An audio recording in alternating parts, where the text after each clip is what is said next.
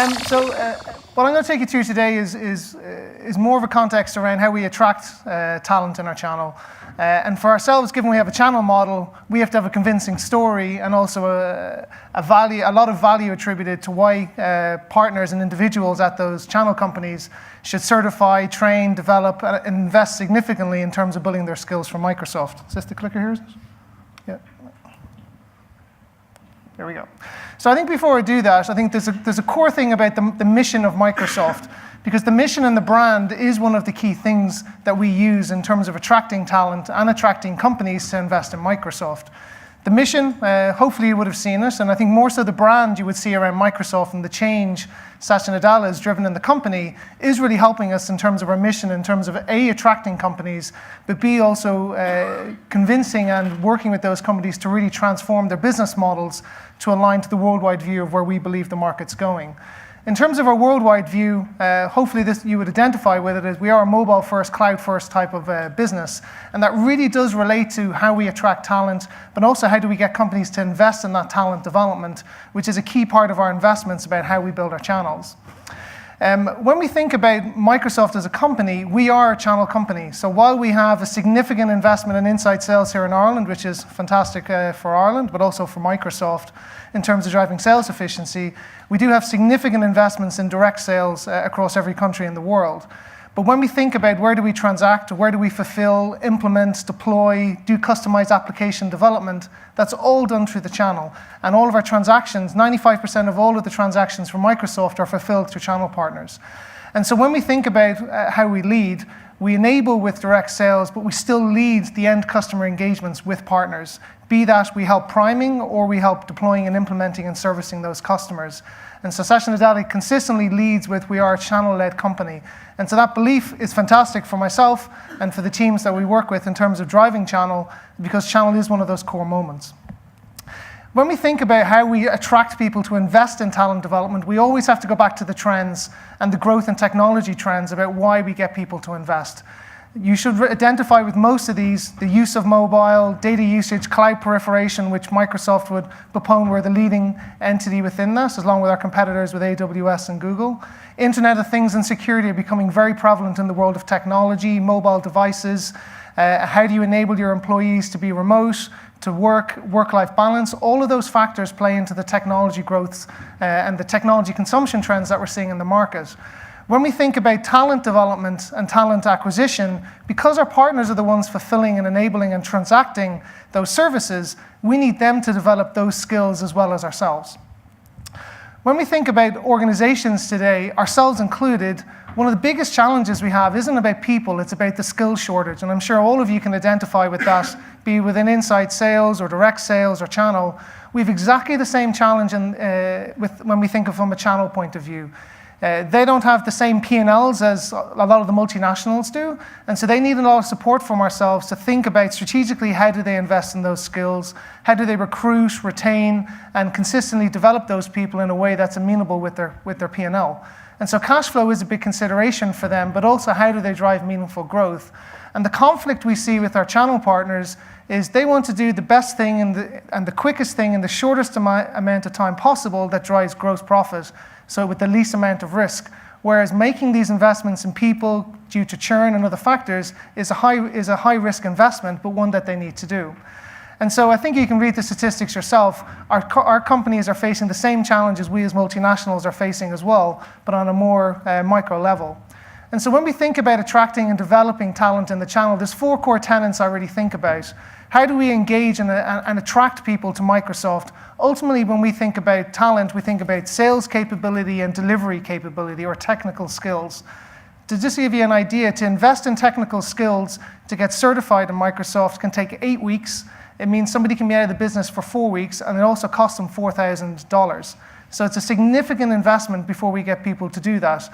And so how we think about supporting companies to do that is a big challenge for myself and my teams. How do we get people trained and certified? So it's not just about certifications. Sometimes people just want to understand how to do that. So we work with ISVs, so companies that build software. They don't really care about certifications. They want to understand features, functionalities, how, and the codes that sits behind that. And we need to make sure that we give them the right programs to do that. The value is a big part of it. So why should they certify with us? Part of that is related to market opportunity. So one of our biggest competitors is AWS, who have done an amazing job in terms of the developer space. We're catching up at we'd like to say an astronomical race to get on parity with them.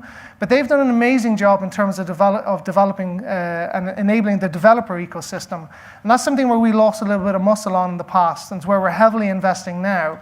And part of our message in terms of convincing those developers to invest in Microsoft is by also priming our customers to move to our platforms. So in other words, move to the Azure cloud. And so by virtue of doing that, we're creating a market potential where it necessitates them to get those skills. And so there's a multifaceted way in terms of how we derive value for investments in training and development. And then the fourth piece is, which is all of you will identify with, which is career. People want to get certifications and skills to enable their own individualistic career. And so part of it is pitching the individual at the partner as well, because people have a preference for technology. And part of our modus or story to get them to look outside of their preference is about career. And ironically enough, it works really, really well. I'm sure if any of you have a look on LinkedIn for technical skills, you can see people are very, very articulate about what technical skills they have. That's by design. And so having badges and certifications isn't just about competence to how you serve your end customer. It also is, from a career perspective, a key enabler for technology people specifically. When we sort of think of metrics, Microsoft's very a metric-driven organization with some good and bad things associated with that. But we try to put some rigor and structure around how do we actually recruit and develop talent within that channel. Engagement is a big part of it, and I'll go through some of the aspects that we do to drive engagement and attraction. We have over 300,000 partners worldwide who engage with us at different levels, be it a one-to-one engagement, one-to-many, or through digital and other media types of outlets. And so how we actually get them in is a program called MPN, so the Microsoft Partner Network. So if any of you want to Google it and have a look at it, it's a repository for everything to do with partner, from how do you build your P&L, how do you go to market, how do you drive technical skills, how do you drive value to a customer engagement. It covers a broad range of elements. All of it is around attracting companies to invest in Microsoft. We are the company that will help you grow your business in a profitable sense. And so it's not just about training in a technical sense, it's also about how to run your business. It's how to build your P&L, how to change the construct or the cash flow of your P&L from a traditional on-premise technology model to a cloud subscription-based model. And one of the metrics we use in that is paid subscriptions. So we have over 300,000 companies that pay a subscription to us at different levels to access different levels of content and engagement from Microsoft. Is all about training. Every single bit of it, but part of the reason why they pay is there's a derived value from that, and that value can be from business model consultation to technical skills development, sales development, etc. And so we have an army of people in the US. We have about 140 people in the US whose full-time job is just to manage that portal and the engagement mechanism we have with partners. Every year, this year it will be in Vegas, we actually invite every partner in the world to come and spend a week with us, and that has different levels of engagement across all the facets that I mentioned. There's other programs we do where we invest in incubator startups for ISVs, we invest in students, we have a program called Partners in Learning, where we actually teach educators, so teachers, how to use services like Office 365, how to drive internet privacy, all of those types of advocacy types of opportunities. All of that is around attraction, but it's also about driving usage and preference for Microsoft technology. And ironically enough, we actually give virtually all that technology away for free. And so there is a quid pro quo in that, and that we get people advocated to using Microsoft. The training and certification is a big part of it. So one of the big areas that we really have a focus on is technical certification, so cloud solution architects. And so if any of you are in the technology industry, cloud solution architects is a very, very rich commodity at the moment. It's a very competitive market. And so we're getting to the point now where we're actually, the only way we as Microsoft can hire cloud solution architects is to take them from our channel and vice versa. And that's not really a model that's working, because either we're investing and it's going to the channel, which is okay for us because we can afford it, but from our channel partners' perspective, we're actually seeing a shift because of the brand and the perception that Microsoft's building, which is fantastic. We actually have a lot of technical architects from the channel who actually want to come to Microsoft. That's great in terms of a short-termist type of view, but from a channel perspective, it's really, really negative. It ruins our brand around how do we lead with partner and value in, I suppose, enriching a partner's business. And so we really are thinking about how do we actually build up more programs and drive more critical mass about that. So part of that is in terms of the mechanisms of how we drive those skills, and I'll talk about that in a minute. In terms of the value piece, value equals, for a company, it's dollars, it's money, it's performance, it's transition. Those KPIs are intertwined in terms of the discussions we have with partners. But also the value nowadays, given the market trends, is really about relevance to your end customers. And so I've been in the channel development business for cloud for 7 years. When I started it 7 years ago, nobody cared about these topics. Nobody cared about technical certifications on cloud. Nobody really cared about the momentum or the change in P&L for cloud. Now every single company rings us. Every company wants to have a discussion about it. It's a very, very different world. It's taken a long time to get there, but the trend that we saw 10 years ago when Bill Gates started building out that strategy has landed to be true, which is great. I think the value element behind it for companies is really that relevance. Are they going to be relevant in the next 3 to 5 years? And for channel companies, relevance also equals valuation. And so how do we help them grow their valuation where they can get to a point where they can sell? There are certain people who do it for lifestyle. There are certain people who want to do it for valuation to get out. But even the lifestyle owners want to get out at some stage and they want to be able to sell. So we have a lot of companies coming to us asking about how they can increase valuation for an exit. So value can relate to a lot of different things. It can relate to sales, valuation, customer relevance, customer acquisition, market share, etc. And for every company, it tends to be different depending where they're at. But we tend to try and cater for all of those based on the different types of engagements we have. The final piece then is career. I haven't updated it properly, so forgive me. But career is a big part, and so individualistically, everybody wants to accelerate their career. Everybody wants to be relevant. Particularly for our technical audiences, though, what we're finding every 2 and 5 years, the technical skills are becoming less relevant. So if you're in a technical field, you do need to consistently educate and update your certifications and skills, otherwise you become irrelevant, and you're not useful in terms of the employee market. In terms of the fact of the services we sell, what matters most, we have to sell our services. So for us, our services that we sell in development is not a profit line. We put all of it back into training, and so we heavily subsidize the cost for our channel partners. And so when we started looking at what actually is relevant for people in terms of development, you can see the list of preferences. The delivery method is one of the key aspects. Traditionally, we used to deliver all of our training in labs where people sit in front of computers and they play and code with the technology, and in face-to-face formats. Increasingly, we're finding with the younger generations, that's sort of the end of the development curve. They want to do a lot of it online. And so we've had to, I suppose, re-engineer our delivery mechanisms and the way we actually train people by providing a lot more online content and a lot more programs. So there's a massive online courses for Microsoft. It's predominantly based on Azure. You can become fully technically certified if you're willing to do the 42 hours of training within those courses. We have thousands of people actually fulfilling those courses online, doing it in their spare time and doing it at times at work. And so the delivery method is becoming really, really important. I myself much prefer face-to-face training and delivery. I don't have the attention span to do it online. But a lot of the younger generations all want to do it online, which is great, but we have to rethink the models of delivery around how we do that. The pricing is an element within us that partners care about, but the only reason why we make partners pay for it is because if people don't have some level of commitment to the training, they don't tend to follow it through. And so we actually, when we first started with the motion to cloud, we actually gave it away for free. People didn't finish it, they didn't commit to it, and the completion rates were really low. Once we made companies pay for it, their bosses or their owners made damn sure they actually completed the training to make sure they got the value and the certification out of it. And so it was a key aspect to that. But the other part is we also thought certification was a really big thing. It is important for certain roles, but for a lot of companies and a lot of channel partners, they don't really care about the certifications, they care about the skills. And so it's the skills is what they really want, because that's the commodity that they really want to provide, either within the applications they're building and servicing to their customers, or what they're actually the end delivery models that they're doing for their accounts. In terms of how we drive learning, Microsoft really had a step change in the context of, Linux is a partner that we fought for years. Now it's one of our key partnerships.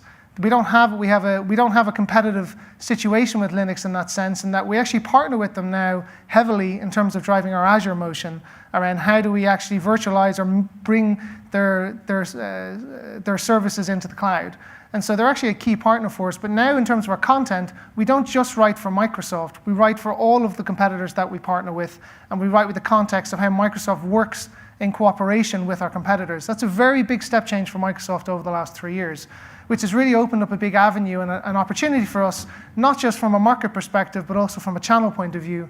We're finding hundreds of partners we've never worked with before, such as Red Hat, who are coming to work with us because we can offer a multi, how could I say, I can't remember the word, but where we essentially work interoperability, where we work together. It's not a competitive situation anymore. We're fine if the customer wants to use Linux in certain scenarios, where we'll actually propagate and surround it with Microsoft Cloud. And so that's a really nuance for Microsoft. Also, we're going heavily into online.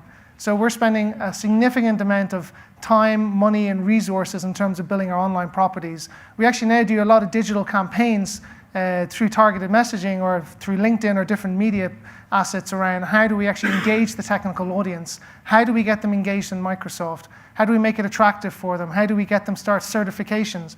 We know once people have certifications, they start developing and coding on Microsoft because they want to leverage and use those skills. In terms of where do we go, we really are going where the learners are. So you can see the mediums that we're going towards.